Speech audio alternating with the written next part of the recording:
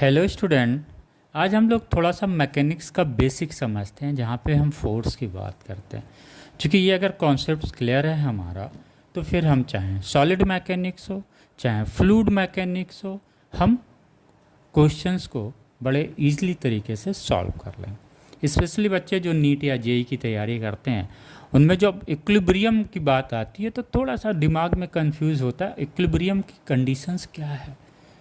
तो इक्विलिब्रियम की कंडीशंस जानने से पहले आगे हमें ये जानना ज़रूरी होता है कि इक्विलिब्रियम कितने तरह के होते हैं, द टाइप्स ऑफ इक्विलिब्रियम, ये सवाल आता है। तो टाइप्स ऑफ इक्विलिब्रियम अगर हम बात करते हैं तो टाइप्स ऑफ इक्विलिब्रियम दो तरीके के इक्विलिब्रियम होते हैं।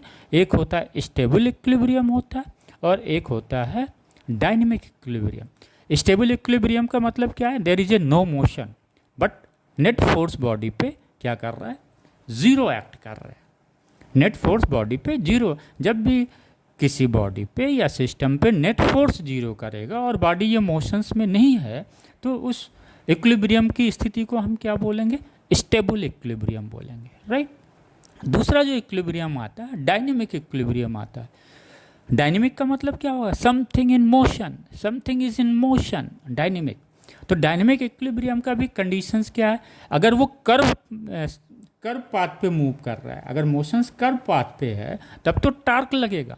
लेकिन अगर मोशन स्ट्रेट लाइन में है तो यहाँ पे टार्क का फोर्स लगेगा ही नहीं, क्योंकि स्ट्रेट लाइन अगर मोशन होगा बच्चों तो कोई एंगुलर डिस्प्लेसमेंट तो होगा नहीं स्ट्रेट लाइन में।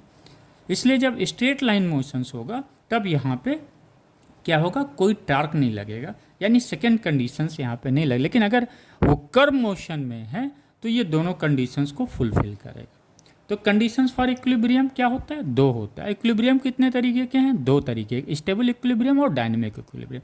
अगर किसी बॉडी को हम बोलते हैं इक्विलिब्रियम में है तो ये दो कंडीशंस ही इसको फुलफिल करना है, तीसरा कंडीशंस कोई नहीं है। पहला, net force act on the body must be zero, right. अगर ये कर्व मोशन में है तब पर भी ये लागू होगा, और स्ट्रेट लाइन में है तब तो स्ट्रेट लाइन के लिए ये है ही है। सेकेंड क्या है? Net torque act on body must also be zero. यानी ये दो कंडीशन जब कर्व मोशन कोई बॉडी का होगा और ये बॉडी इक्विलिब्रियम में होगी तब ये दोनों कंडीशंस लगेंगे, राइट। लेकिन अगर स्ट्रेट लाइन मोशंस में सिर्फ है तो सिर्फ ये कंडीशंस लगेगा। तो ये क्लियर हो गया। यानी स्ट्रेट लाइन में क्या होगा?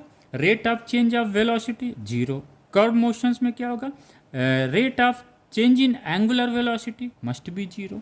तो ये दो कंडीशंस होते हैं, उसे हमें बड़ा ध्यान से देखना है। ओके बच्चों, तो इक्विलिब्रियम का कौन